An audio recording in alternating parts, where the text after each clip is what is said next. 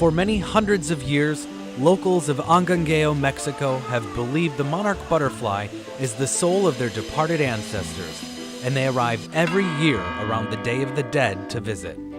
Regardless of what you believe, it's hard not to be in awe of these winter sanctuaries in the mountains. Fir trees shelter hundreds of millions of monarch butterflies. When the sun is shining, you see millions or thousands flying around you.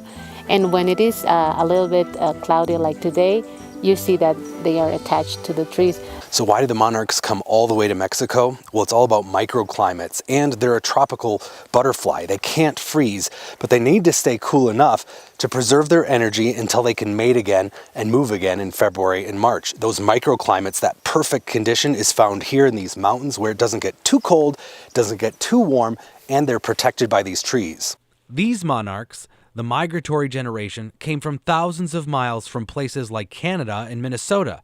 They pull off quite the feat. The lifespan of a non-migratory monarch is going to be from 4 to 6 weeks, while the lifespan of the migratory generation is going to last till up to 8 to 9 months. That fascinates both tourists and biologists like Patricia Valdespino, but just how do they pull this off? They haven't produced the hormone that makes them sexually mature, and that hormone is temperature dependent. Okay. And that is their secret for longevity.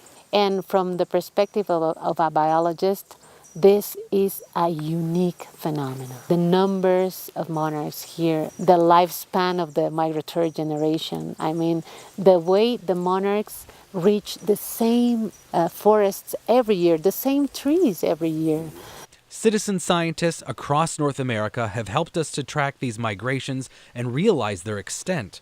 I discovered this tag, YGR978, from a monarch that came all the way from Michigan, but sadly died here, having not fulfilled its mission to mate. We know that the numbers are decreasing. Maybe the migration phenomena was truly getting to the end. We know that they are very strong, but we know that they are very fragile. So the monarchs have still harbor a lot of secrets for biologists and for humanity.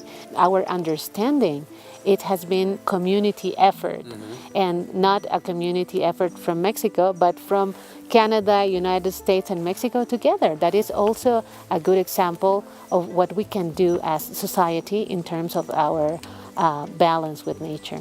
It's up to all of us to ensure the butterfly the locals call the daughters of the sun continue their ancient migration.